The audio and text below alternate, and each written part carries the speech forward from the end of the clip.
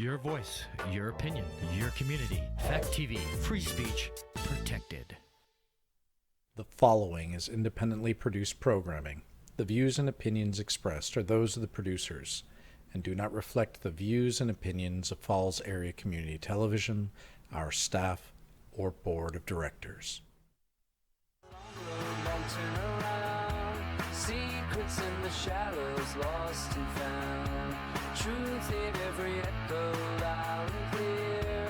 Keep on with the long road, no more fear. In the halls of power, whispers grow. Every secret cracked beneath the undertone.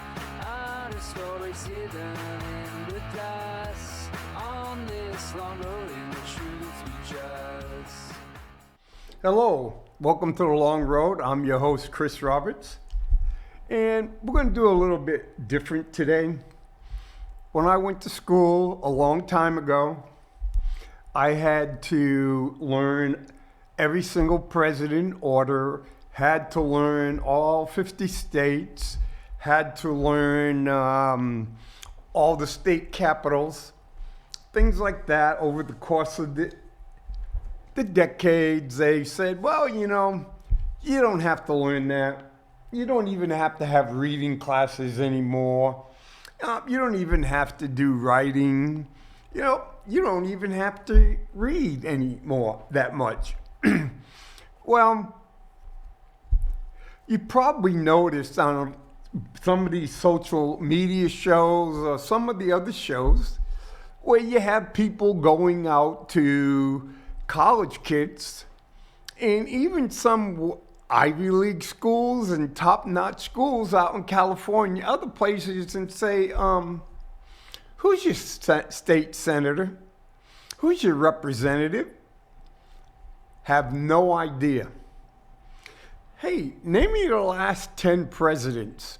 Have no idea. Can't do all 10. And it got me wondering, as we're seeing right now under President Trump, the president, if he gets butt kisses and they say, you can do this, you can do that, it has a very serious effect on a lot of people's day-to-day life, on a lot of people's quality of life. For example, it goes, you know what? We're going to save money. We're going to, you 4 million people on food stamps, you're not going to get anything anymore. Okay? Now, wait a minute. Quality of life, food on the table. Or going, you know what? You're not going to get Medicaid. We're getting you off Medicaid. Oh, you get sick, you get the flu or anything, just show up at your local emergency room. Oh, but wait a minute. A lot of these rural hospitals are closing because they're not getting any money. Bingo. And the list goes on, but people don't, president doesn't matter. The president does matter. Okay? As we see right now, the president is taking us to war. The president has attacked two sovereign countries that never attacked the United States. But wait a minute, the Constitution gives that ability to Congress. Congress ain't doing anything because most of the people in Congress want to get reelected, and they've determined if we kiss the president's ring and we get the president's blessing, our chances of getting reelected or elected is extremely high. Well, it didn't work in Michigan yesterday, but that's what happens. If you don't have quality leadership at the top, you don't have quality leadership below. And so you have a combination of really bad leadership, and then the people underneath them, the emperor has no clothes, do not want to risk upsetting the emperor. So what the emperor does, he gets us infighting among themselves, and at the same time, we're not stopping. So this group over here, so you got MAGA, you got ultra liberals, now you have social democrats. They're all fighting. And it's like, hey, buddy, it isn't you. You're pointing the finger at the wrong people. It's the leadership that controls the country. Okay? You got to get together and vote for an elected equality leadership. Okay? And one of the things, the most important thing in leadership is you have to have a crisis. How do you deal with a crisis? For most people, leaders, crises are overwhelming. Other people, leaders, they rise above the crisis, come up with a solution, steadfast, and they become heroic individuals in the history of our country. Well, so I decided we'd go in and we would look at the different presidents. Okay, there's a whole bunch of ratings, who's rating 1 through 45 or 1 through 47, okay? But again, like anything else, the ratings are slanted to who's reading them. Every once in a while, you get all these historians, but you know what? Some of the historians are still professors at certain colleges or visiting professors, or they're going to write a book, so they don't want to do anything that will risk their making money. Okay? And some will say, well, we really don't need to look at the leadership. The first thing is we have to do is look at the morals and the ethics of the person. Is the person morally? Is he equity? Does he have integrity? Does he beat his wife? Does he abuse his kids? Things like that. So it's all over. And another thing is, most people go, oh, when I'm picking the best president, it's usually the president that we know. For a while, Ronald Reagan was way up there. But as time goes by and more stories come out, he's dropping. And as more stories and stuff come out, some individuals improve. So if we go ugovernment.com, they do quite a bit of polling and stuff. Then we have NPI, founder rates the president. Okay, they're kind of in the middle part. And then we have C-SPAN, where the historians rate the presidents.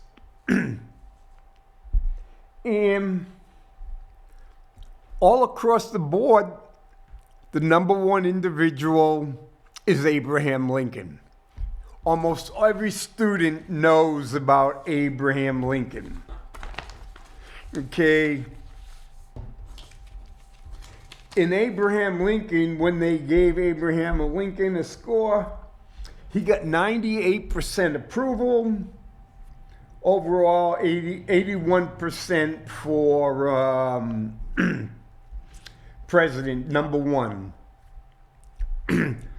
Okay, Abraham Lincoln, he emancipated Black Americans. He did not make slavery illegal, but he said every state that was still in a state of rebellion, all black slaves would be free. because, for example, South Carolina, black slaves were used in war production. So he says, you know what? All you slaves in South Carolina is attacking the Union. You are now free. Not only you don't have to produce war materials for the Confederacy, you can even join the Union Army and fight against the Confederacy.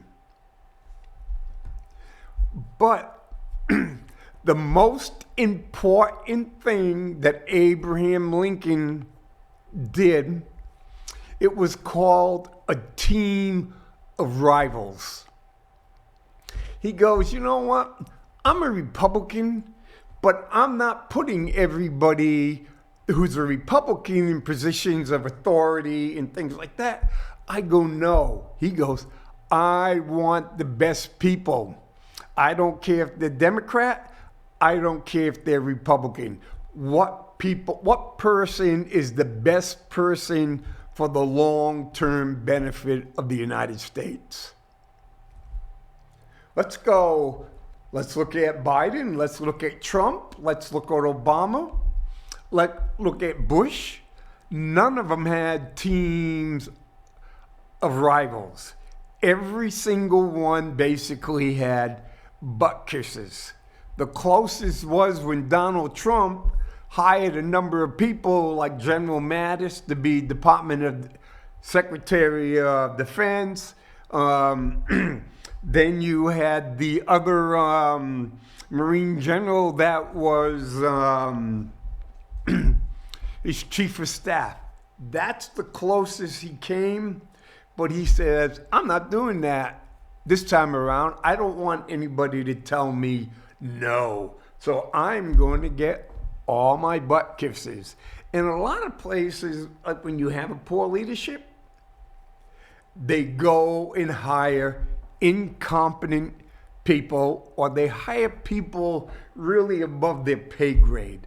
So like the Secretary of War, he knows he's not qualified, but he now believes he is, but he also knows the minute he displeases the president, he's out of there and he will just disappear in irrelevancy. Okay, number 2 is questionable because one has George Washington, one has Franklin Roosevelt, and the other one has Franklin Roosevelt. So we'll give the top 5. Abraham Lincoln, George Washington, John F. Kennedy, Franklin Roosevelt, Theodore Roosevelt. This one, Abraham Lincoln, Franklin Roosevelt, George Washington, Theodore Roosevelt, and Lyndon Johnson. This one, Abraham Lincoln, George Washington, Franklin Roosevelt, Theodore Roosevelt. Number 5 has, on this one, Dwight Eisenhower. Well, when you look at it, okay, Abraham Lincoln on his final score had 897. George Washington 850, Franklin 841, Theodore Roosevelt was 785, a major drop off, and Dwight Eisenhower is 734, and again, a quite drop off. But what we have on this one with the historians, they have Dwight Eisenhower, Harry Truman, John Kennedy, Franklin Roosevelt, Barack Obama, and Lyndon Baines Johnson. And so what the historians did, they gave all these extra points to individuals that was in their lifetime. Okay, like Franklin Roosevelt rescued the nation from the Great Depression, created Social Security, helped our allies fight fascism, led America to victory through much of World War II in multiple theaters. Tennessee Valley Authority putting electricity to places that never had it before, put about 3,000 young men to work.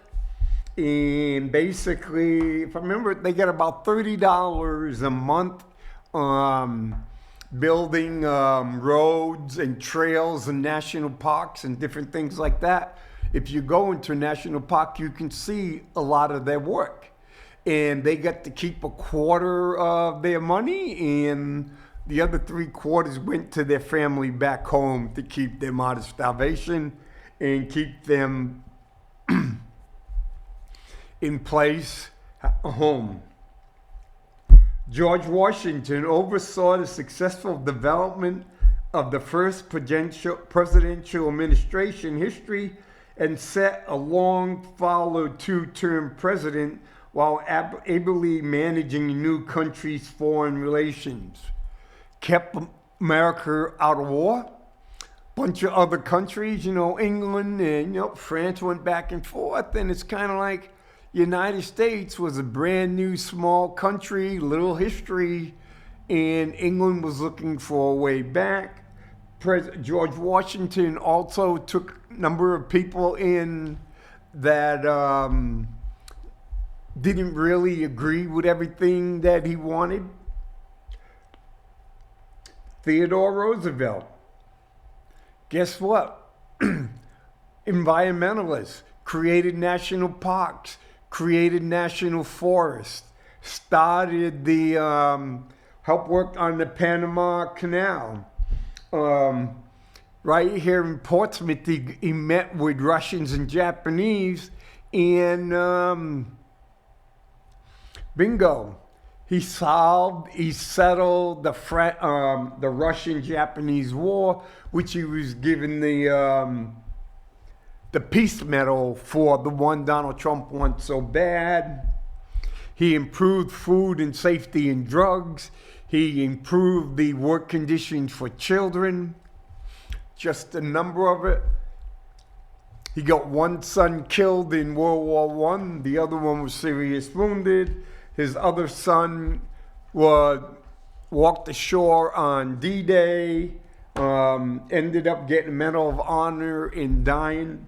So this president gave 2 of his sons to help protect the United States.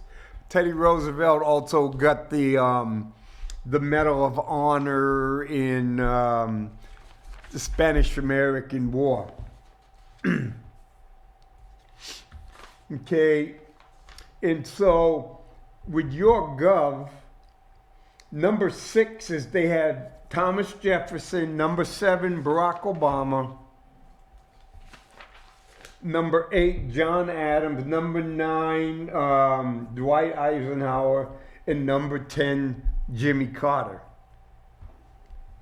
The on the NPI, that number 5 I said is Lyndon Johnson. The Harry Truman. Harry Truman had to make the tough decision whether to drop the atomic bomb. The Harry Truman went and relieved fired General MacArthur because General MacArthur wanted to use nukes against China, which could easily started World War III. He worked with the Marshall Plan that helped rebuild Europe, so Europe wasn't taken over by the Soviet Union. And he stood up to communists around the world, and he did the Berlin airlift when USSR basically blockaded, and he had the buck stopped here. Thomas Jefferson, people forget Thomas Jefferson prohibited the slave trade. Basically, there was when they wrote it up, slavery, the purchasing of slaves outside the United States, the slave trade, was to end in 1808. That was cut in the deal. He fought the Barbary pirates who were kidnapping a lot of Americans, taking over ships, charging ransom. So all the countries in Europe basically did. He paid for the Louisiana Territory. Didn't we did not have to go to war with France or anything, and sent Lewis and Clark. Okay, John F. Kennedy established the Peace Corps, successful Apollo moon landing programs. Just think, he says, we're going to have a man on the moon before the end of this decade. Not the end of the century, but the end of the decade. Within 9 years, we're going to have a man on the moon. He was correct. Within 8 years, there was a man on the moon. But you know what? There is far more computing power in my smartwatch, my little Garmin over here, than it took to send the man to the moon. It was slide rulers and a lot of hand-to-hand calculations. That's how much went in there. Dwight Eisenhower put an armistice in Korea. Dwight Eisenhower got the schools integrated. He even sent troops down to places like Alabama, Mississippi, Arkansas. He developed the interstate highway. You know, when you go see Route 91 or Route 90, Route 80, Route 95, those are all put under Eisenhower. They were built in case the United States ever got attacked by the Soviet Union. It would be allowed us to move our troops and their equipment. All of them are military grade roads, just like the Autobahn in Germany. Okay, number 10. Got America back on its feet after the Great Recession that had knocked the country down. Negated a New START treaty, the Paris Climate Accords, and he came up with the Iranian plan with Iran to limit that, and Patient Protective Act. As time goes by, Barack Obama will fall down this list, no doubt, because what we consider the Great Recession of like 2008, when you go and you read, we had far worse recessions in the country. It's kind of like, oh, when it's happened to me, it's really, really bad. Okay, number 11, one has Ulysses S. Grant, the other one has Howard Taft. Secured passage of a constitutional amendment to ensure the future of the federal income tax. Settled dispute between France and UK through arbitration, and contributed Roosevelt's antitrust campaign. We look at the antitrust, we don't have antitrust anymore. It's whatever these corporations or the billionaires want, they pay. The other one, you got Ulysses Grant, Harry Truman, James Madison, Ronald Reagan, and Andrew Jackson in 11 through 15. Here, like I said, 11 is William Taft, 12 is Woodrow Wilson, Joe Biden, Bill Clinton, John Adams. John Adams, known for the first peaceful transfer of power after losing the presidency. He lost to Thomas Jefferson, and they made a nice, easy switch. They didn't always like each other. One was a fabulous, and the other one was basically a Democrat/Republican. And coincidence, it happened. They died both on the same day, July 4th. Some of the things, he worked to build a strong navy. He fought an undeclared war with France. Bill Clinton, 14, advanced peace in Northern Ireland, Middle East, signed the Brady Bill. He helped the LGBTQ rights and financial deregulation. But a lot of the financial deregulation and things that Bill Clinton did meant more control went to corporations, and a lot of Americans lost their job. The other part saying that no person can be on welfare more than 5 years. Yes, you don't want people on welfare all your life, but when the Great Recession came in, a number of people couldn't get welfare because the law says you only allowed 5 years.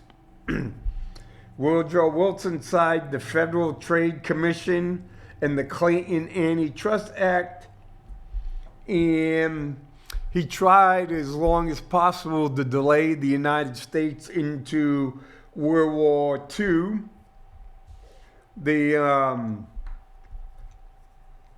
Where one has Jimmy Carter as number 10, this one has Jimmy Carter at 25, the historians, and this other one with Jimmy Carter at 16, campaign conservationists, solar energy, advanced peace through the Camp David Accords, return the Panama Canal to Panama, but he was stuck with stagflation, which was extremely tough, and then he stuck with 19% mortgage rates. He was stuck with CDs with getting 12%. Which caused the savings and loans to go. And that was the oil embargo and stuff. So while they looked at Jimmy Carter as a failure, Ronald Reagan and a bunch of other ones looked at him, he is coming up as given a fresh new assessment.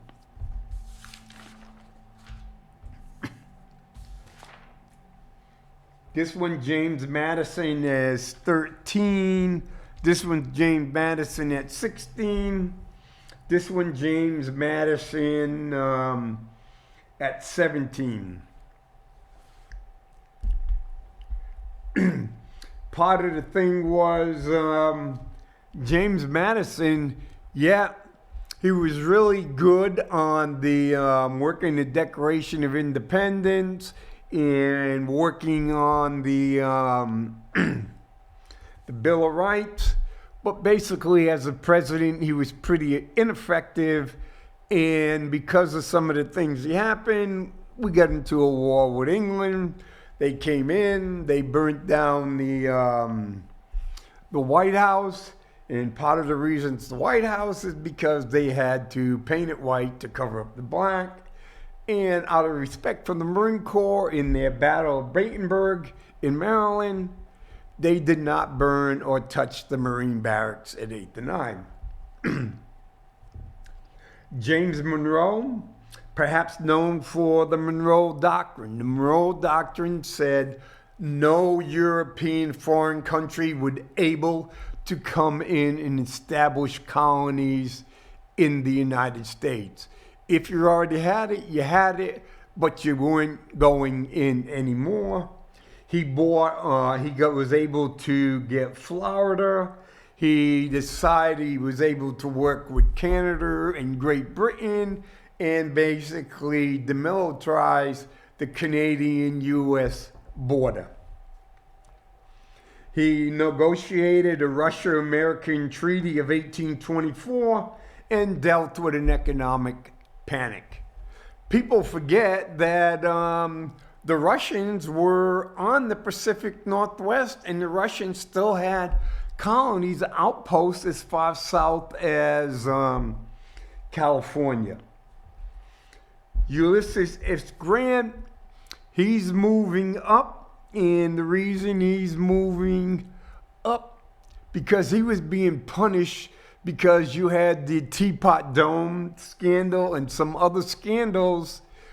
But when you go back and look at his presidency, you don't look at what he did in the Civil War. These are just what they did as a president. He effectively defended the civil rights of free black Americans during Reconstruction because Andrew Johnson did his best to make sure blacks were screwed, and basically they're not technically slaves, but very low income workers. He created the Department of Justice so they can start fighting the Ku Klux Klan. And again, he struggled with the corruption. Hey, no different than the president's son-in-law, and a bunch of other people. You know, that guy who did the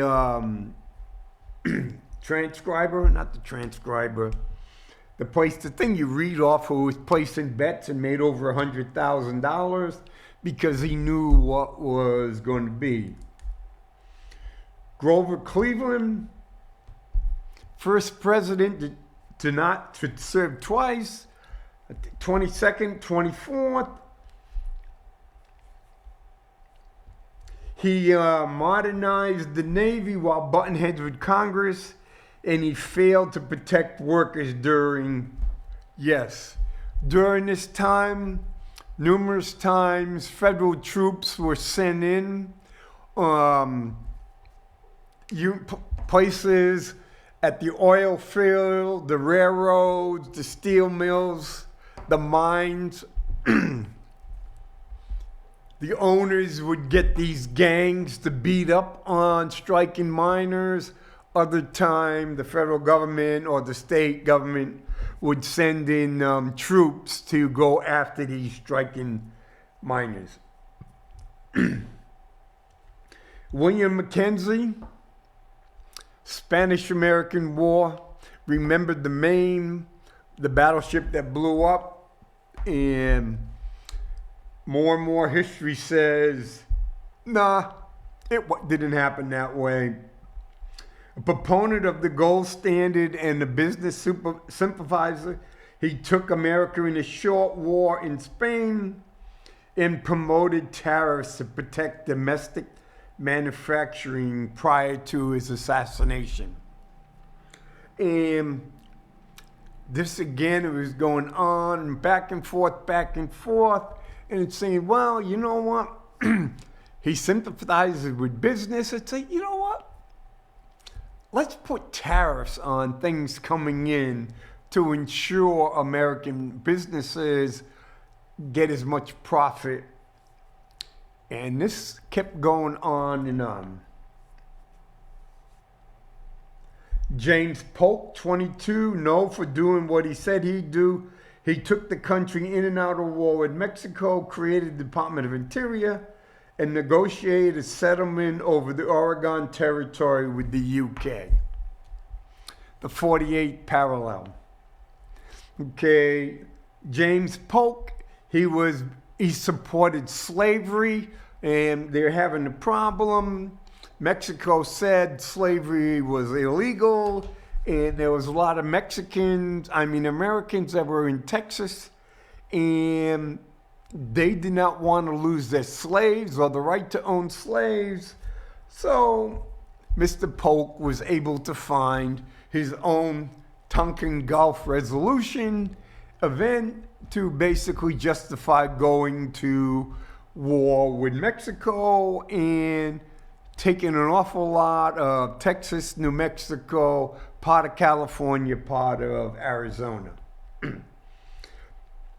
Chester A. Arthur, he went and signed the Chinese Exclusion Act after vetoing the initial. he goes and says, you know what? Sorry, Chinese, we don't need you anymore. We used you up to build the railroads.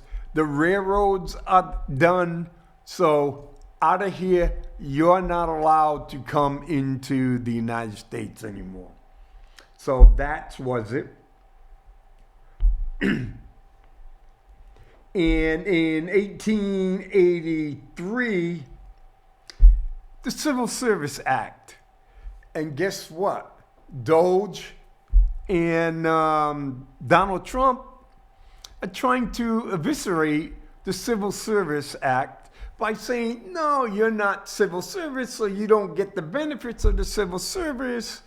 You know, we're going to make these jobs non-civil service so we can fire you whenever we want and we can put our lackeys in there. And so, and he restarted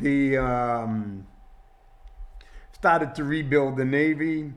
Benjamin Harris, they added 6 more Western states, including Washington. He signed the Sherman Antitrust Act, implemented the McKinley tax tariffs, but he had a pretty hard time with the helping out blacks because they had a little hanky-panky who got the most votes and who should be. And so if they're talking Biden and Trump, they should go back and look at Harris and Tilden. John Quincy Adams was 25. Elected by the United States House of Representatives after the Electoral College deadlocked. He couldn't get much done, but he supported women, Indians, and opposed women and Indian rights and opposed slavery. He was able to go and win the case on Armistead, the ship, giving those slaves their freedom. After he left left the presidency, he went back into the House of Representatives. When they voted to put him in the in the presidency, he really ticked off General Andrew Jackson. And General Andrew Jackson, the next time around, was a lot like Trump, and saying, you know what, I really like my uneducated voters, and they came in a whirlwind, and they kind of tore up D.C. in there. Number 27, Gerald Ford. Unwisely pardoned Richard Nixon, and so Richard Nixon got off scot-free, and we never got to know everything Richard Nixon was. He tried to combat rising inflation, but never got it, and passed the rise in inflation on to Jimmy Carter. And he did support the Equal Rights Amendment for women, and he advanced armed control.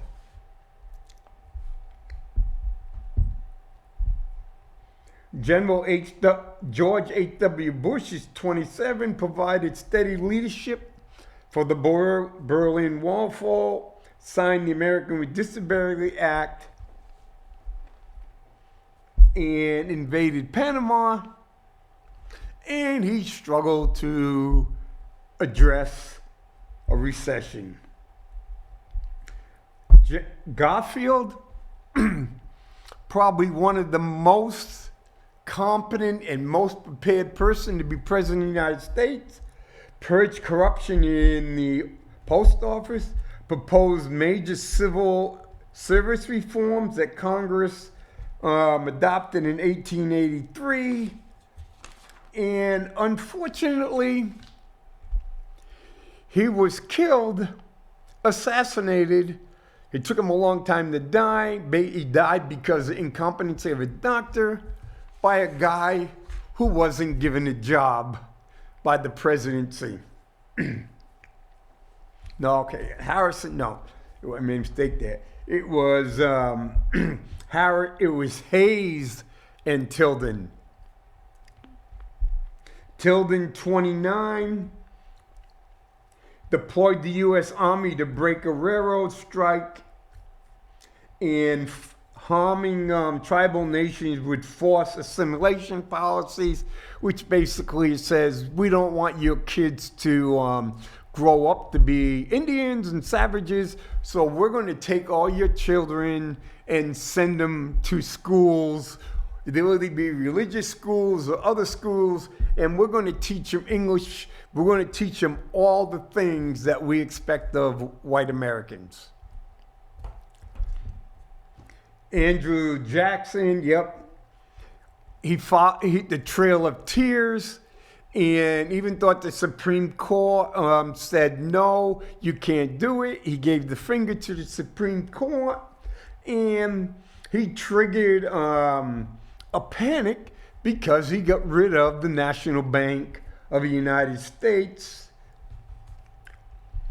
Martin Van Buren struggled to address the panic of 1837. He followed Andrew Jackson. That was caused by his predecessor's policies and continued oppressing Native Americans, and started the Second Seminole War. Zachary Taylor, 32, most people don't know him, died in office having failed to complete a single term or achieve any major progress. John Tyler, he alienated his party and became politically homeless after taking over from William Henry Harris. He also worked to stop oceanic African slave trafficking under the Westport-Ashburn Treaty. So the United States under Zachary Taylor worked with the Great Britain, and they started taking down slave ships that were trying to cross the ocean and to smuggle slaves into the United States or into South America. Okay, here Ronald Reagan has dropped down to 34. He was responsible for the Iran concert scandal, selling missiles to Iran so they can get money and give to the Contras that the United States was supporting after Congress said no. Ollie North, Lieutenant Colonel. Harmful economic deregulations, which were paying for them, tripled the federal debt. And it doesn't seem like, when you look at the number, it didn't seem like much, but he tripled the federal debt, and it's been going like that. And the number of policies gave a lot of control to corporations at the American expense. And then his wife started the war on drugs that arrested a lot of people, not solving the drug problem, but arresting people. And then, HIV and AIDS. Oh, that is one of those people type of disease. Tens of thousands of people were dying because, nope, we're not going to worry about AIDS. The religious majority that was supporting Ronald Reagan says that was God's punishment for being like that. Oh, what about the children that were dying from transfusions? What about Arthur Ashe, the tennis great? But, a lot of the people were dying, but there were people of color, and you know what? It's God's punishment. Bingo. William Harrison, he decided to give a long inauguration in a cold, rainy day and then walk back to the White House. And about 6 weeks later, he was dead. Calvin Coolidge from Vermont supported women's suffrage. He wanted racial equality. But as it goes for the business, the economy, whatever business wants to do is good enough with me. And so, the Roaring 20s. He also helped pay down the federal debt. Then you got Herbert Hoover. Deservedly known for an ineffective, uncaring response to depression, including the refusal to provide early cash exemption of veteran service bonus certificates. The veterans marched on war, so they sent the army out to get rid of the veterans camp site that they had built up because they needed the money from the bonds they were given. Bingo. And then what did Congress and stuff do? They go, hey, just let's add more tariffs on. So he was a great individual prior and a great individual after, but when he became president, highly ineffective, and he had no idea what the working man was working, what it was like, living in these apartments in the big cities, working at very low income, all under strenuous conditions. 38, Andrew Johnson, Lincoln's successor, blotched Reconstruction and ended up fueling with his own party in Congress and became the first president to find himself impeached by the House of Representatives, and he came one vote away from being thrown out as president. Millard Fillmore supported the disastrous Compromise of 1850, including the Fugitive Slave Act. Hey, you know what? So we create these teams of, kind of like ICE people, and we'll go around the country. That person's a slave. We can just take them and we bring them right back to the owner. There's a bounty on them. But, hey, Massachusetts says, hey, black people, you better not go out at night. These bounty hunters, you know what? You're the wrong color. You must be a fugitive slave. There's a good story about one. He was taken away, a free man taken away, and he had to spend 12 years in slavery. And it was quite common for free black people to be just scooped right up out of nowhere. They'd be walking out, bingo, gang of 2 or 3 people get them, and they're on their way south. And if they couldn't find a person to pay the bounty, they just sold them. And what he did is he also said, hey, they had anti-immigration laws, and then they said anti-Catholic policies. Oh man, we have too many Catholics coming in from Ireland. And we know Ireland, those people, we don't even consider them white. Just like Italians, those are not white people, and they're Catholic people. And we white Anglo-Saxon Protestants really don't need them, so we'll pass the law. William Hardin made some bad personnel decisions and refused to join the League of Nations, and he implemented an ineffective disarmament agreement, and he had the opportunity to do some stuff that could have prevented World War II, which he chose not to, basically as the United States was becoming isolationist.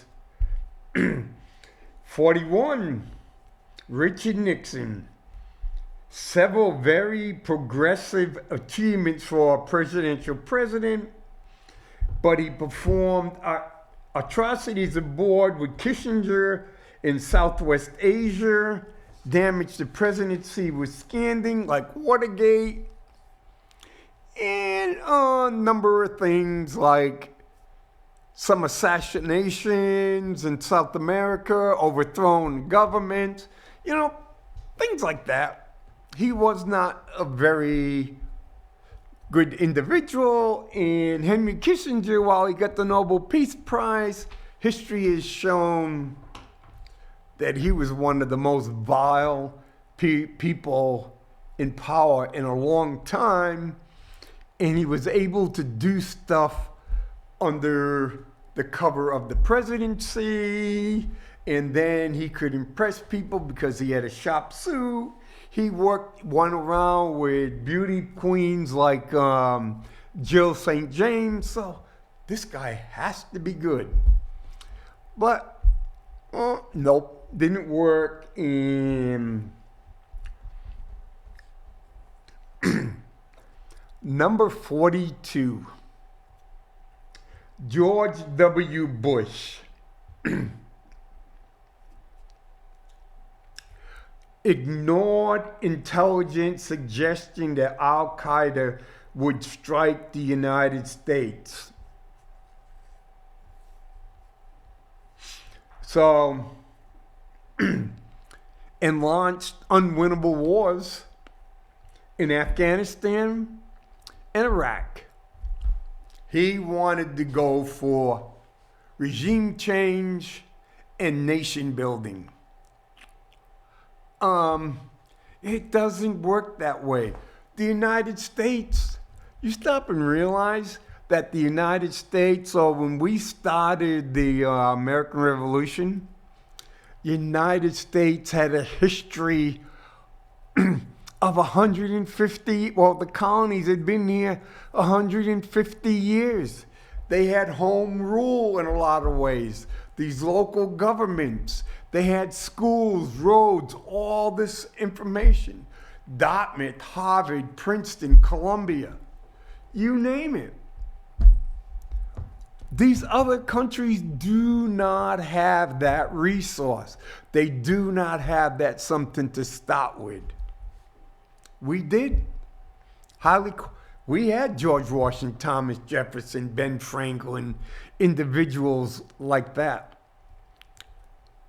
Afghanistan definitely didn't, and Afghanistan definitely doesn't.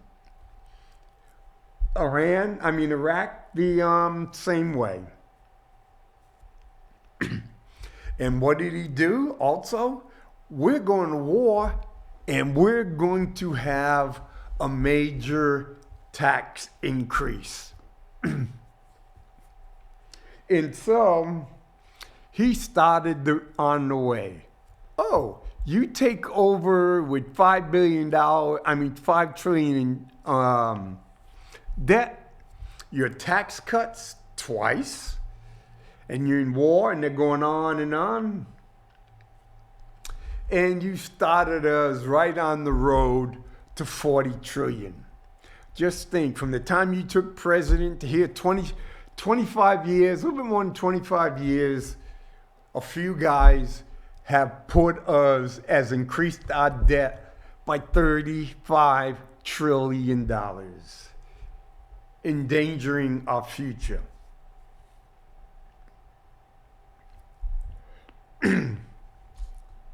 Franklin Pierce, number 43, the only president from New Hampshire. This guy was totally bad. He was racist. He opposed the anti-slavery movement. He opposed the the Missouri Compromise. He enforced the Fugitive Slave Act. He says, wait a minute, we're not getting much done, so we're going to do that. We're going to have more government support. And he lost so much support from the Democratic Party, he couldn't even get renominated to run for presidency. Think of that. And if you ever think of Franklin Pierce, there's a statue in front of the State House, and there's a house on his way on Route 9, Franklin Pierce Highway, and that's basically all there's left to Franklin Pierce. James Buchanan, number 44. He backed the Supreme Court Dred Scott decision. And so under this, the Supreme Court says a black person could never become a citizen in the United States, and a black person is property. And he goes, hey, that's the Dred Scott. Okay, then he goes and says, you know, we really don't like the numbers and how it's going. And he tried to find ways to have Kansas admitted to the United States as a slave state. Well, if you read history, it shows that Kansas is burning. Pro-slavery and anti-slavery, they were killing each other. They were killing a lot of free blacks in Kansas territory. And as also in Congress and other places, the Confederate States were going, and he looked the other way. And basically, he set everything up for the Civil War to start. And it didn't take long after he left the presidency for it to start. Number 5, 45, President Donald Trump failed to effectively respond to the COVID-19, ran corruption regime that floated ethic laws, violated political norms, irresponsible tax cuts for the wealthy. He has caused a number of problems in his second term, and he is going to war with Iran on his own. And it has cost lives, it's cost billions of dollars, and it has an effect on the people's quality of life.